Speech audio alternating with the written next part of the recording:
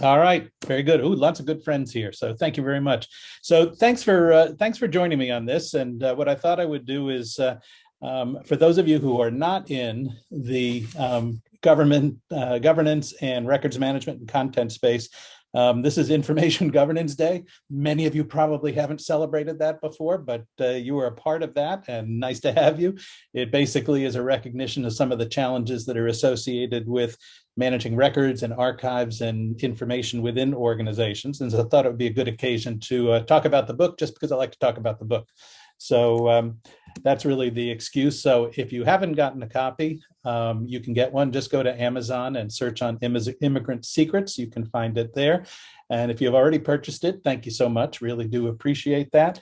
If you do read it and like it, independent authors and my friend Jeff Barnes, who has a great new book called Mingo, is on the call, will appreciate this. Independent authors really survive on Amazon ratings. So if you can, take a few minutes to just go to Amazon and put a rating on there. Even if you just put the little stars, that's usually sufficient to help with the placements in Amazon. So I thought I'd start by just giving a little explanation about what this weird book is about. So the lead quote in the book is from Rachel Held Evans, the late Rachel Held Evans, who I really admire as a terrific Christian writer. And, this quote about, we look to the stories of our origins to make sense of who we are really resonated with me as I started thinking about my dad's story. And when she talks a little bit about this amalgam of truth and myth and nostalgia and cautionary tale, that's really what this book is about, because it's kind of three books sort of smashed into one. The first one is that it is essentially a search genealogy mystery book of, how I discovered the story of my grandparents, my paternal grandparents. So there's that. And that's kind of where it started. And then secondly, given the paucity of data points that I have associated with my grandparents' story, I couldn't just run it as a straight narrative because there aren't enough data points. So I had to fill in the gaps, and it's a bit of a historical reconstruction and historical fiction element to it. And then lastly, and my friend Joe Ryan, who kind of recommended this from the very beginning, I think realized ultimately this was a book about my dad. And so it's a bit of a memoir in that capacity too. So I thought I'd do two things with all of you today. And again, thanks for being here. First of all, I thought I'd start with just this question about what did I actually discover about these mystery grandparents? And then a little bit of a reflection, although not too much, about what does it mean? The reason for the not too much is I tend to get kind of choked up about some of this stuff. So I'm going to try to maintain my dignity as we go through all this. So I thought I'd start with the grandparents that I actually knew something about, just quickly. That's on my mom's side. And just to give you a sense of who they were, and then use that as a bridge to start talking about this mystery story of my paternal grandparents. So this is the census record from 1901 in Ireland.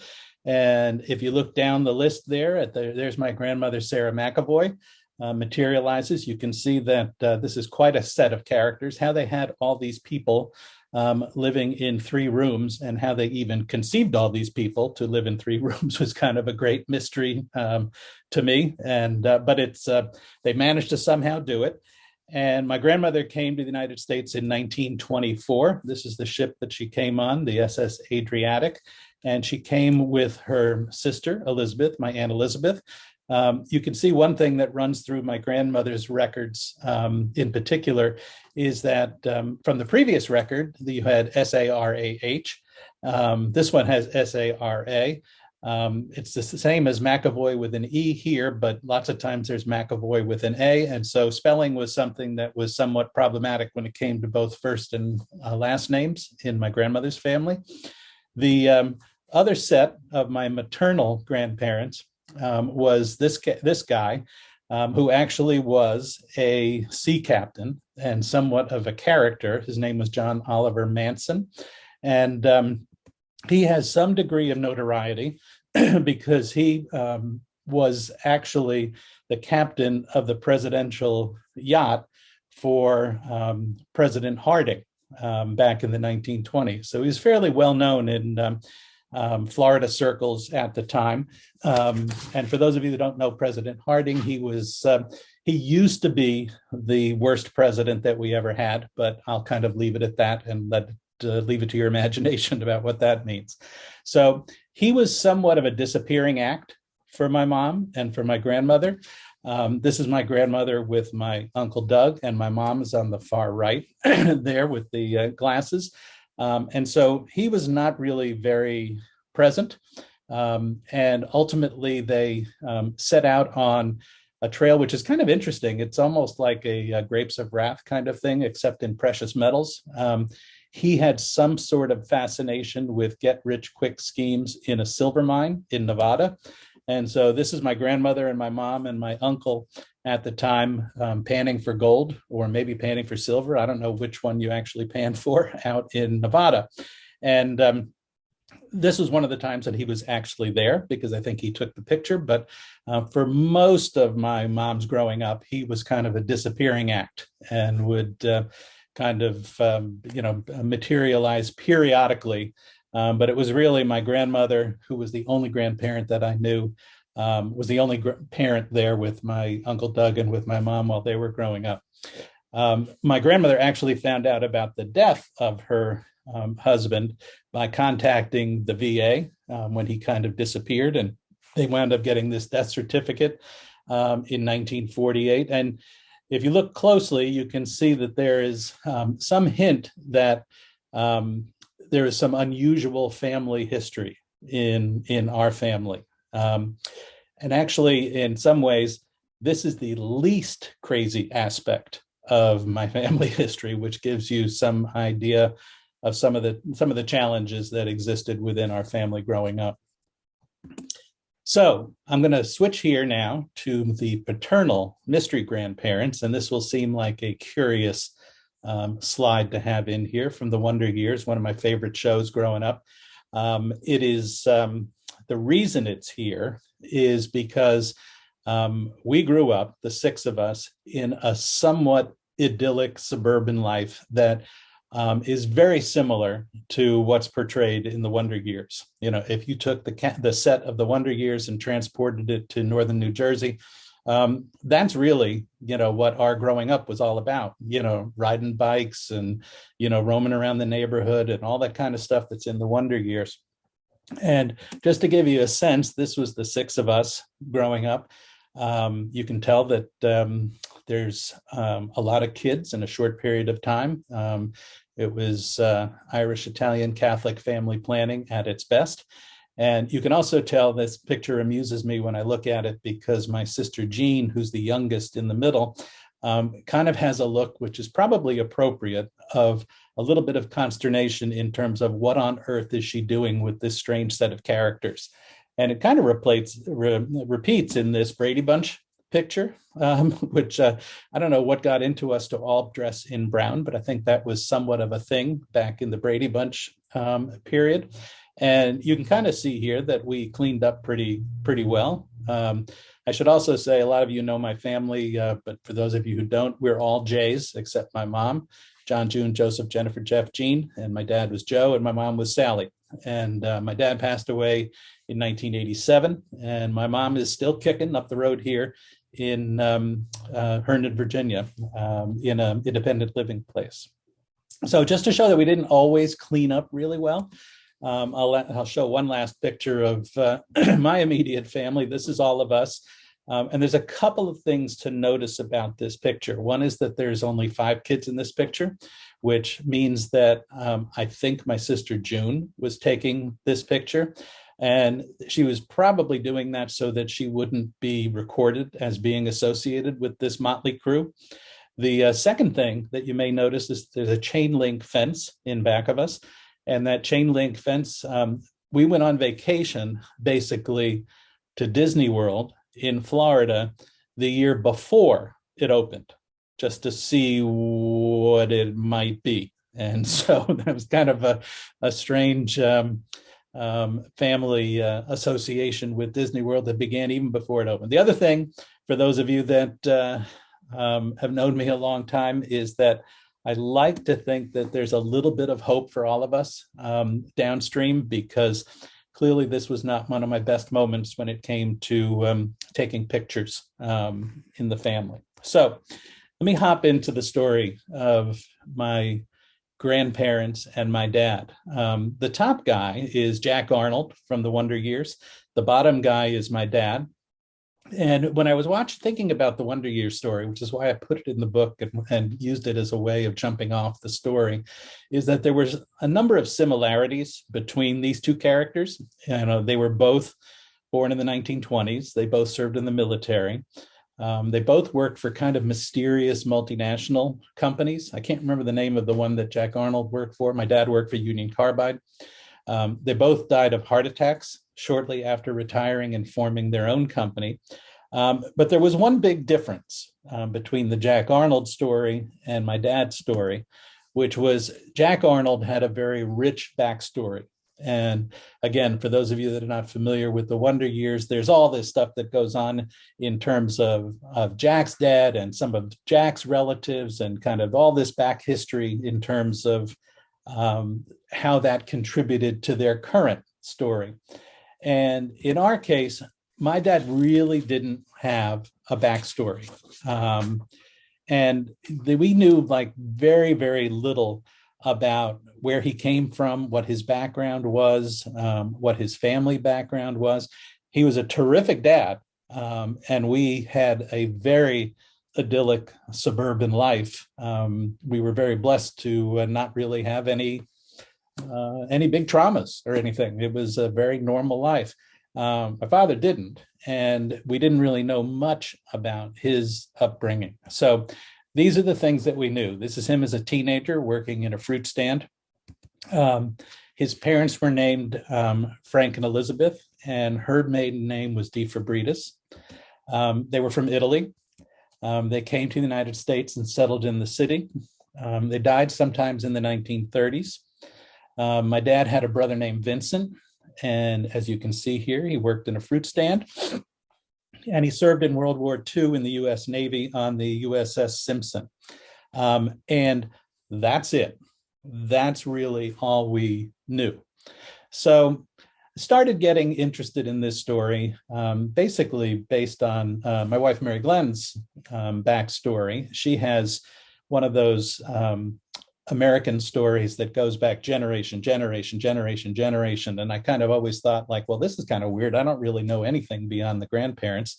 And you get to a certain age, I think it's usually in your 60s, where you start thinking about some of those things and start wondering about what that story was. So even before I knew that my father's story was pretty unusual, I started poking around a bit to see what I could find out. And so I will say that Ancestry.com, for those of you that haven't been associated with it but have an interest in genealogy, is a terrific place. It's a little pricey, but the work that they've done with technology and with character recognition to make old records available to people online is just phenomenal. And without that, I really wouldn't have found out a lot of my parents' story.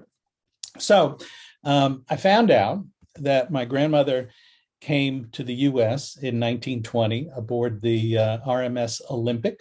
And that may sound like a familiar name, and it may look like a familiar ship.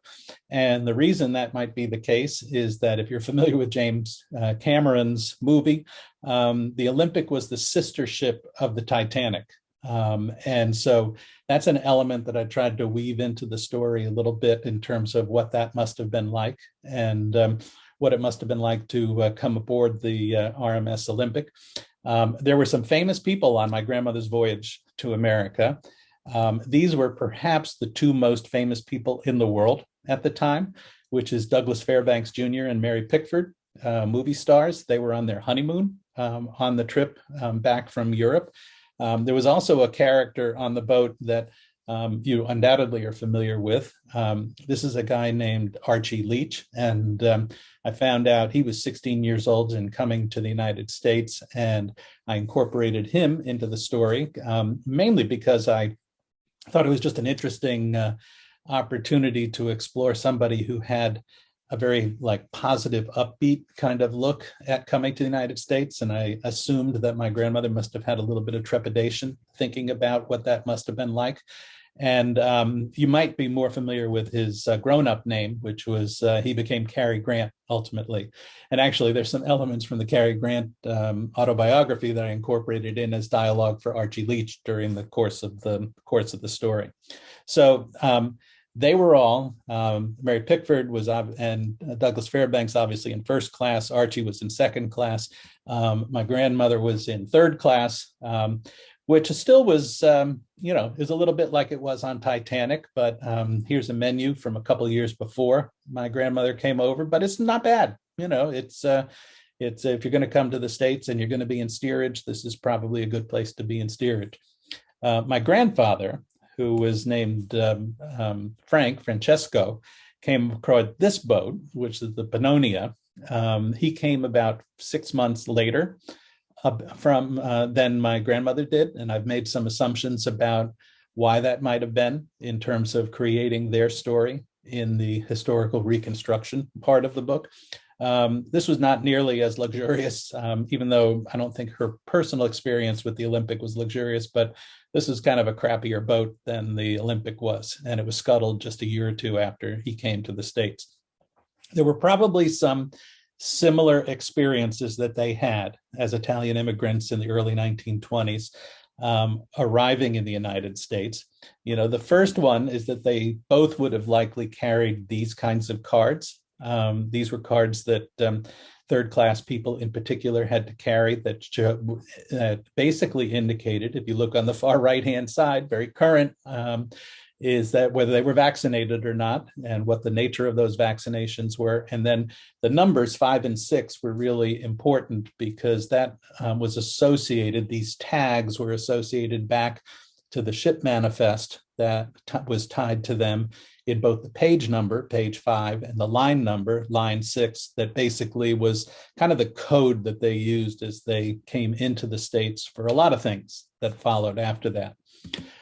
This is where they arrived at Ellis Island. Many of you have probably been there before.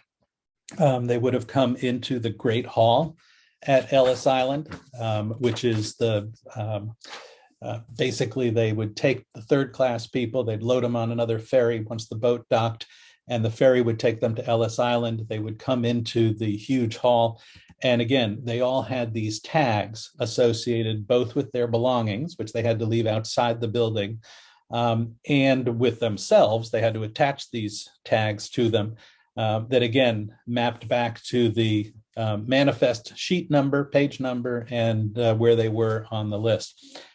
This is kind of an interesting sidebar for those of you that also have immigrant grandparents, is that there's always this assumption that non-foreign language clerks at Ellis Island basically anglicized names as people came into the States. And that's not the case. What usually happened, and the reason it's not the case, is because those names were predetermined back in the manifest that was set before they even set sail. So any anglicization that occurred would have occurred on the back end, or more likely occurred with people later on in their experience in the United States as they kind of simplified their names. But it's one of those great urban myths in genealogical circles that drives a lot of professional genealogists crazy, that people think that the clerks at Ellis Island did this. They really didn't. So when they came into the Great Hall, they would have run into a bunch of people with chalk, and these people would run around and put these kinds of markings on particular people, either a B for back or a C for conjunctivitis, or a G for a goiter. I think a goiter would have been obvious, but anyway, and they would do it chalk right on their coats. And this was a sign for some of the inspectors to take some of these folks and most likely put them on the ship back out of town. So my grandmother made it in. Here's her ship manifest, and this is the kind of information they usually had on the ship manifest. I got kind of some chuckles about this as I thought about this, because I always wondered, how would people answer these questions on the ship manifest? Are you a polygamist? How many people say yes? Are you an anarchist? How many people would say yes? Do you advocate the overthrow of the Constitution of the United States? So anyway, she arrived, 5'6", kind of a Mancini height characteristic that's carried through to this very day. And right in good physical shape. And also on this form, she notes that she is from Itri. And Itri was that this was the first time that we knew actually where they were from. Mancini is not quite a Jones and Smith name in Italy, but it's a fairly common name. And so we really didn't have any idea where they were from. We used to think Florence, we used to think Venice. There was a time that we thought Sicily, but this pegged it to Itri. Itri is a rather old city along the Appian Way between Naples and Rome. And that's the setting for a lot of the historical reconstruction that I did during the course of the book. For those of you that have read the book and are wondering, there was a little bit of a riot in Itri that is included in the book in 1911. Wondering whether it involved the Sardinians, which were immigrant workers in Italy on the railroad in 1911. That's actually all true. That actually did happen. And a lot of the stuff that I talk about with regards to Itri is based on some research that I did about the city. So they arrive in the United States. They, a couple years later, get married. And this is where I got lucky in some of the genealogical search along the way, is that I came across a record from, I think it was actually my cousin Donna Binzer, who's also on this call, who highlighted a relative that got married, and my grandparents were listed as associated, kind of at that wedding. And so that kind of got me thinking, oh, maybe they got married at the same place. And it was Mary Help of Christians Church in Lower Manhattan, not there anymore. It's condos now. But it did get aggregated into Immaculate Conception Church. So I went to Immaculate Conception Church, called him on the phone, got a very nice lady who tracked down the marriage record. This is the first time that I ever found out any of this information.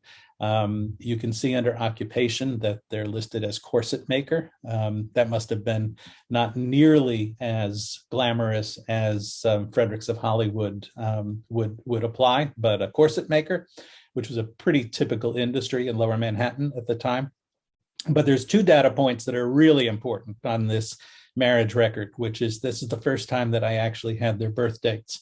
October 5th, 1897 and November 25th, 1901. So again, for those of you that have done genealogical research, you know that that's an important thing in terms of doing research moving forward. So fast forward a bit. This is the 1925 census in New York. They did censuses in New York State for a number of years in between the federal census. And this is my dad's appearance in the census. And so you can see here, which I thought was a rather nice personal record on the part of the census taker, that he was 15 days old, which I thought was kind of a cool thing. I'd still like to find out whether he was born at home, whether he was born in a hospital, all that stuff, but I haven't been able to find that yet. But basically, in terms of these grandparents and this family, that's really all I could find out for quite some time. And I ran into a lot of dead ends. I would try to find more information and it didn't seem to lead in anything. And it was mostly dead ends until I got to the 1940 census. And it was in the 1940 census, that's where I ran into some really interesting things that kind of put this search into a bit more of an accelerated mode.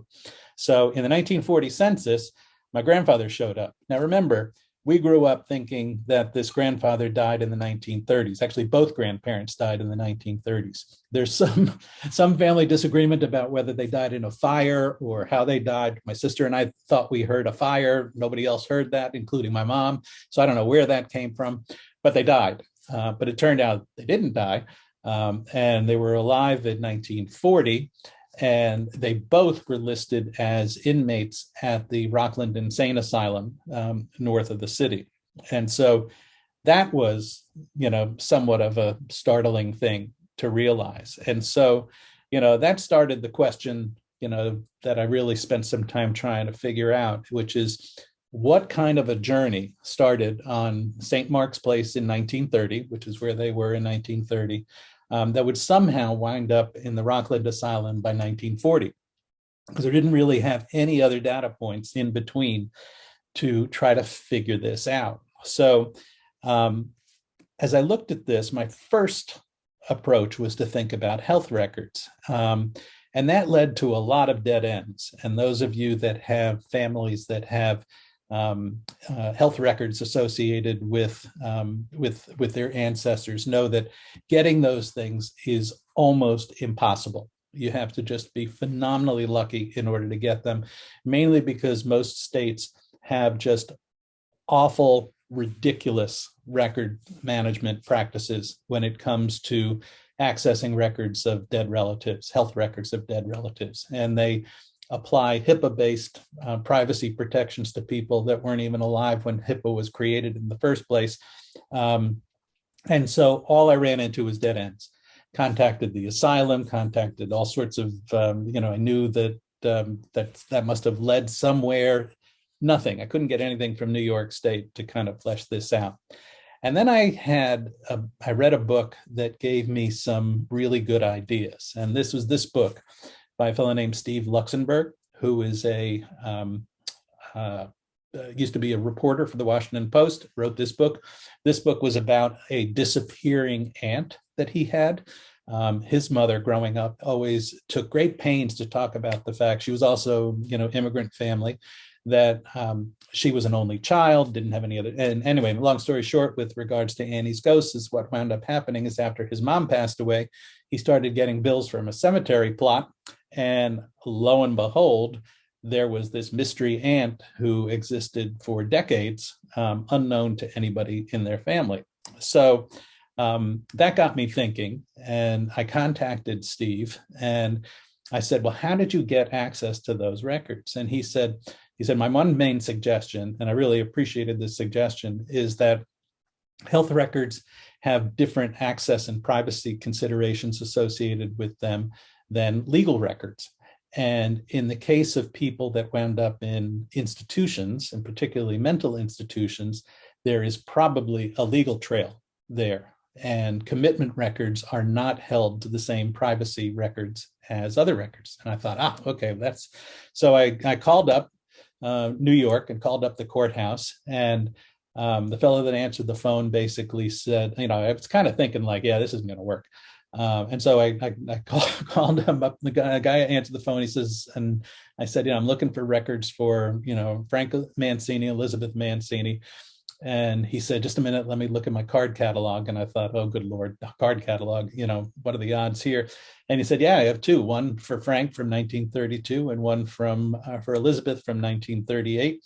And I was like, well, how do you get these things? And he says, well, you have to put in a request with the court, and then they will retrieve these records and you can look at them at the courthouse. So that's what this building is. And I went to the courthouse. So this might look like a familiar building.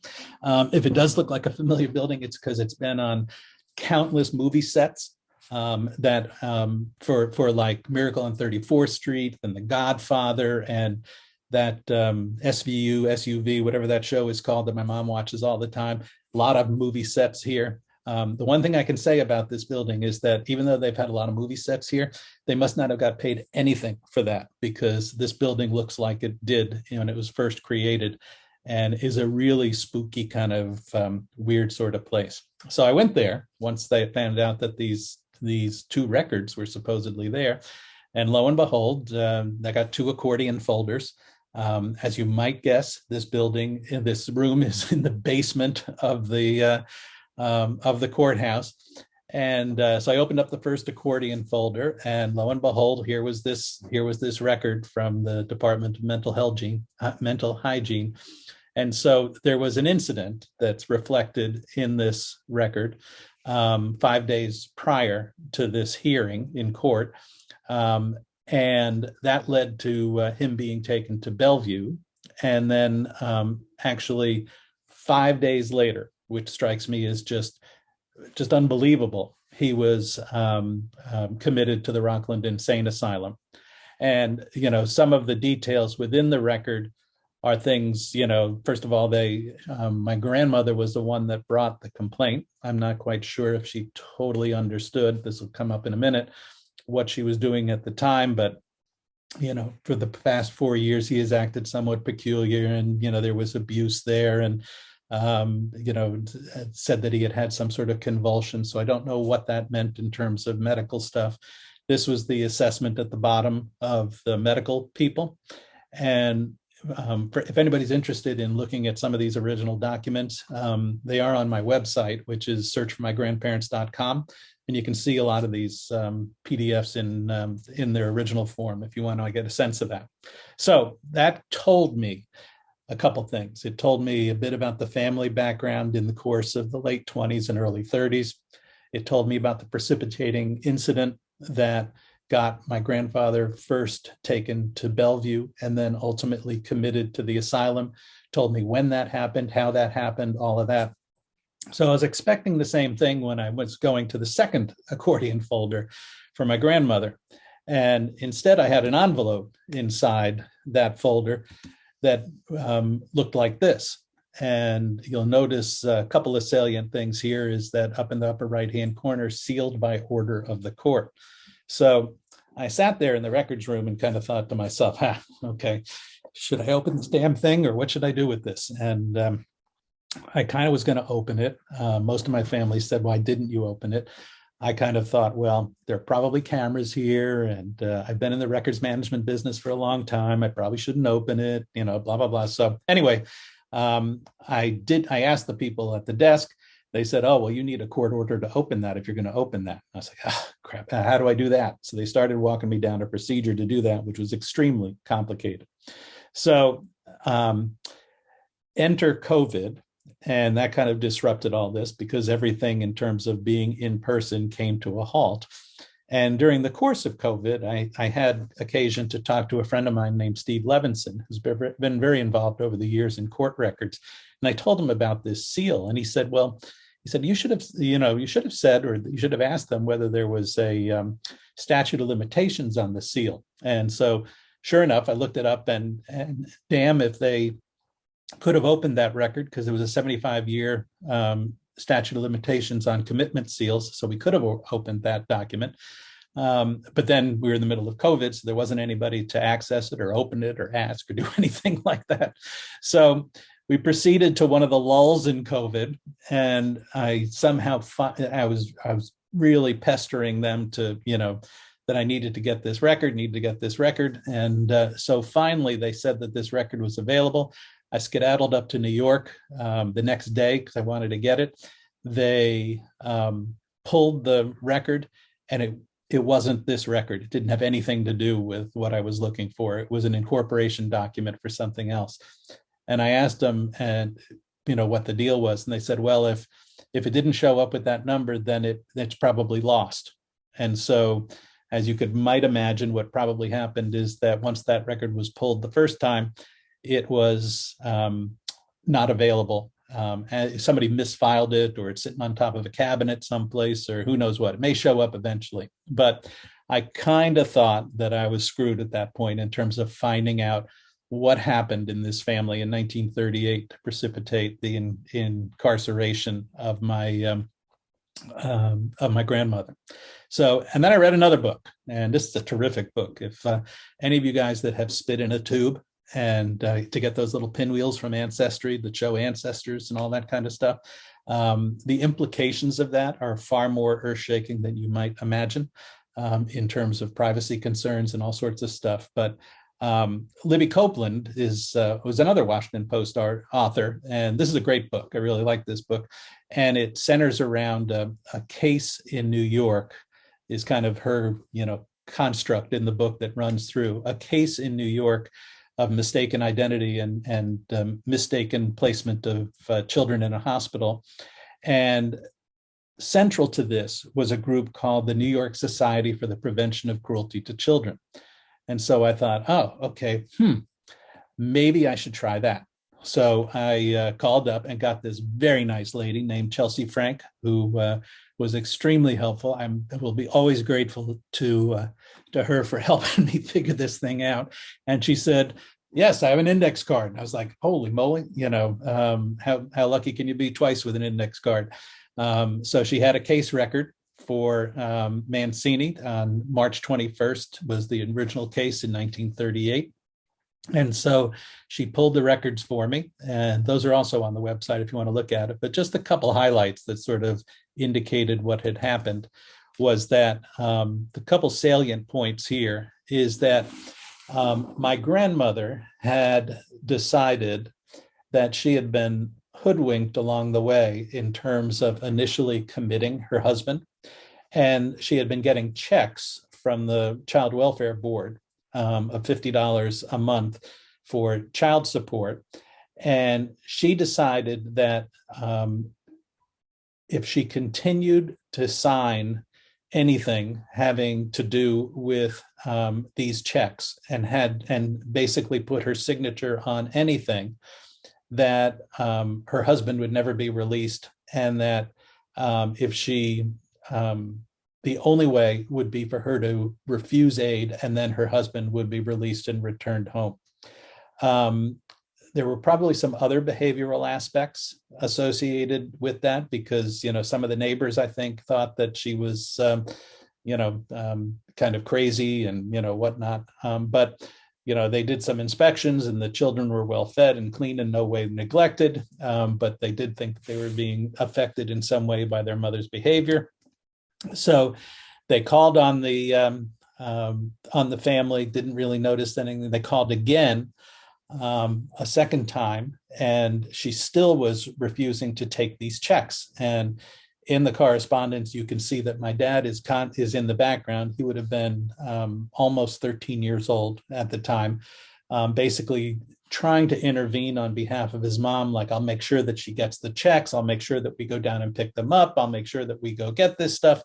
And so they had another visit on the 18th of April in 1938. And that all seemed to go well until they left the building. They got to the bottom floor and they heard screams coming from the top floor. And they went back up to see what was going on. And he returned there, and my grandmother was screaming at my dad in Italian. And he had apparently been involved in an argument with her in terms of telling her that she had to go and get this check, or that, that they would never get rid of the authorities constantly coming to their apartment. He had threatened to jump out the window. They were on the 6th floor. If his mother wouldn't go to the Board of Child Welfare. The officer then intervened, asked how she intended to buy food if she refused the checks. She told the officer it was none of his damn business. She said that my dad earned a good living as a shoeshine boy, and that God would take care of her. And then she took a hot iron and started to assault my dad. So that led to basically, a whole series of events in which a couple days later, they picked up my dad and my uncle from their school, PS 105, and then immediately launched a child court hearing to determine, what to do with these kids. They sent notification to my grandmother that she needed to show up immediately for this hearing. Well, if somebody was suspicious enough about the authorities and probably limited enough about language to begin with that she wasn't going to sign a welfare check, the odds of her showing up to court are probably not very strong either, because she would view that as all part of the same cabal. And so she didn't show up. They basically then didn't return the kids, and she showed up at the police station the next day asking where her kids were. And she got hysterical, and she was then removed to Bellevue Hospital, kind of not unlike my grandfather was. And then 5 days later, she was committed to the Central Islip Insane Asylum.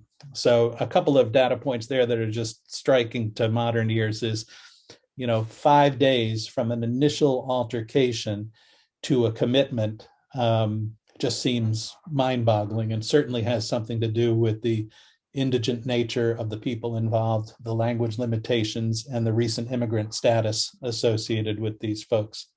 So, and actually somebody mentioned lead poisoning in the comments, and that's actually an issue that I spent some time exploring, and I think might have been part of some of this. That's a really interesting comment. So, so that, I'm almost near the end of the story, everybody, don't worry. So at that point, I started to think, well, okay, I've tracked them to my grandmother's central islip. She clearly wound up at Rockland another year or two after that. My grandfather was at Rockland.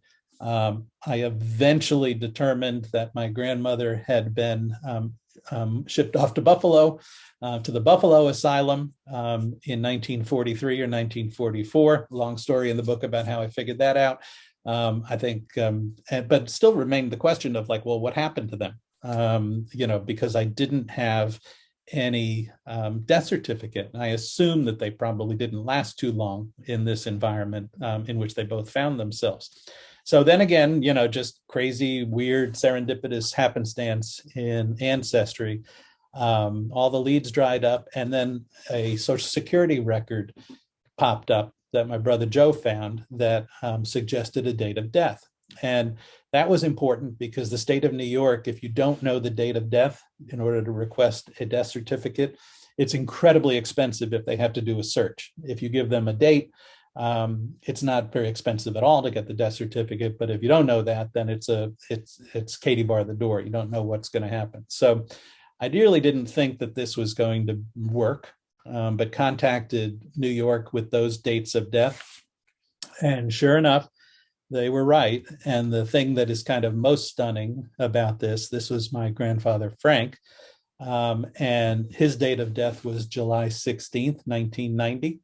So he spent a total of, let's see if we can do the math there, 58 years, unknown to anybody, lost at the Rockland Asylum. And that led me also on the death certificate, you can see about cemeteries, and found out that he is buried at Calvary Cemetery in New York, in Queens, which bears the notable characteristic of being the most crowded cemetery in the United States. Over 3 million people are interred there. He's buried in an unmarked grave around here someplace. And the part that I just, when I visited this place and took this picture, the part that I thought was just amazing to me is that this was about a mile from the apartment that my parents and I lived in for the first 2 years of my life after I was born. And I was standing in this weird place almost about 100 years, almost to the day, from the point at which my grandfather set foot in the United States. So this unmarked section of Calvary Cemetery was where he wound up. So then again, question about my grandmother. So did a search there. And this one is even more remarkable. She lived to over 100 years old. Again, unknown to anyone. She died in 2002.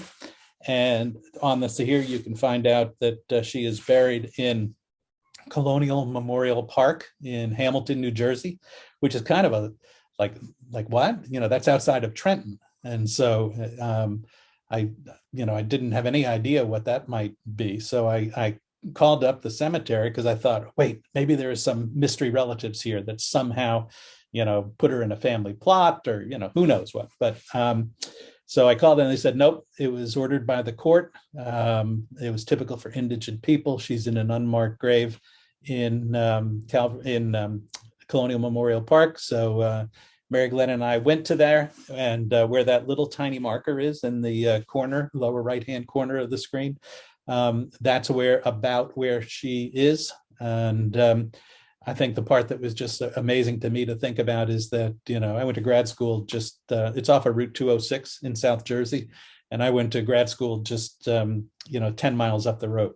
And so if you do the math there, let's see, 38 and 2002, she spent 64 years. So between the two of them, 122 years, unknown to anyone, lost in these asylums without anybody really knowing what happened to them, or, lost forever. And the only way that basically any of this came to light was through the records, which is why I have such a such an interest in I've always had a professional interest in records and archives, but it kind of really put a personal punctuation point on this for me to kind of think about. There's a whole nother sidebar to the story with regards to my dad's brother, which I won't go into here, but cover a little bit in the book. There's another very sad story there. But, when I kind of put all this together, there's a couple things that, occurred to me, and I'll just, kind of get to the wrap up here in a second in terms of, what does it all mean? So the main thing that I kind of thought a lot about and spent some time thinking about in the book is, how do you get from that background of a very traumatic childhood to this? And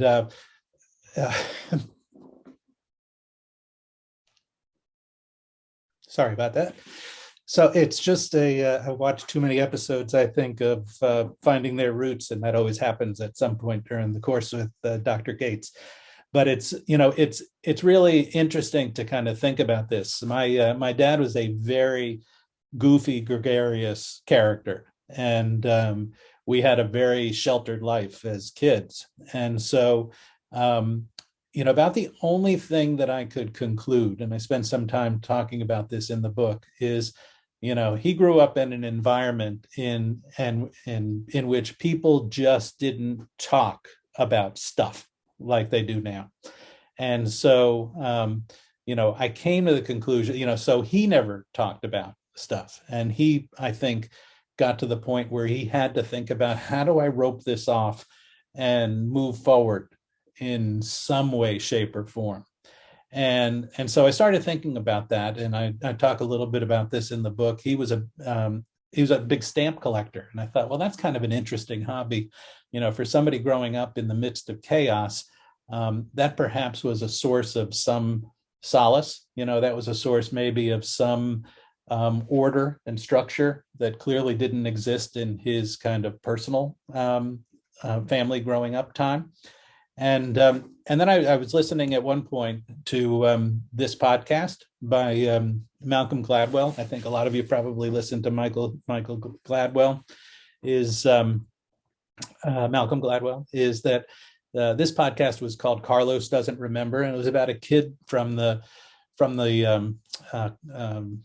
poor side of the tracks in Los Angeles, and trying to escape that history.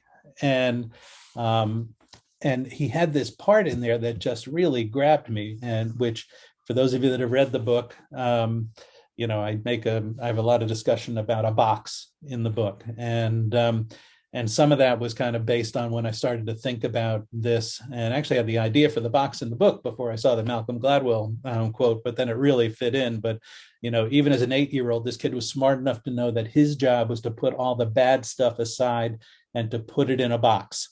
And he said, that's what these kids are like, the ones that make it out. They learn from a very early age where the exits are, and they don't let anything get in their way.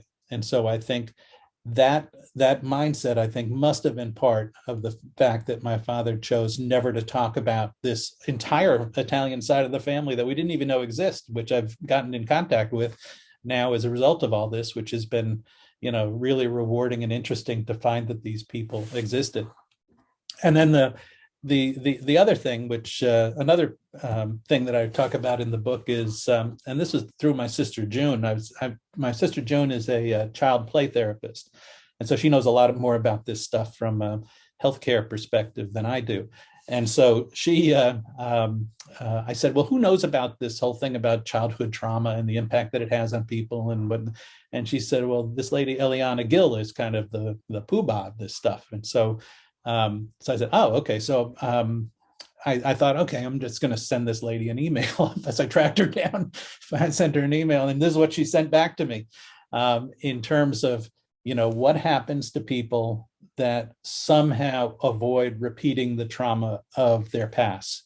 And this notion that this conscious decision to change something is a very difficult one. It's not the typical one that people reach or that they're able to reach, but it requires, a unique strength in order to to do that. And I really appreciated that. Put, I think, for me in context, some of the secrecy that surrounded my dad. And for those of you that are asking, did my mom know about this? We debated a long time whether to ask her about this. We finally said, what the hell, we're going to ask her. And my conclusion there, she's read the book, is that either she didn't know anything, and what she says is that she sensed that my dad didn't want to talk about this when they first started going out. She was under the assumption that they were dead. In their wedding announcement, they were listed as the late Frank and Elizabeth Mancini, and that she just didn't ask him about it. And I guess, when you think about it, there's some things that you just ask people about and some things that you don't. Either that, or she is like an Academy Award winning actress. And I suppose we'll probably never know. I think it's the former, though. But there's just one last thing that I just wanted to leave you with, which is, we have a lot of conversation in this country right now.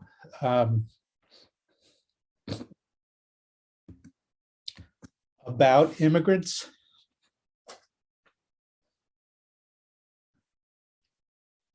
And what we do about immigrants and how we feel about immigrants. And I think the only thing that I would urge people to think about is that there is a long tail to every story. And, by any, a yardstick, my grandparents, coming to this country as immigrants during a period of free immigration. There wasn't any controls at the time. They came in, within a decade, they were incarcerated. They were wards of the state for 122 years. You would look at that and think, what the hell was that about? And I think ultimately what it was about is the list on the left-hand side. So any questions? Anybody? Sorry about that. A little choked up there towards the end.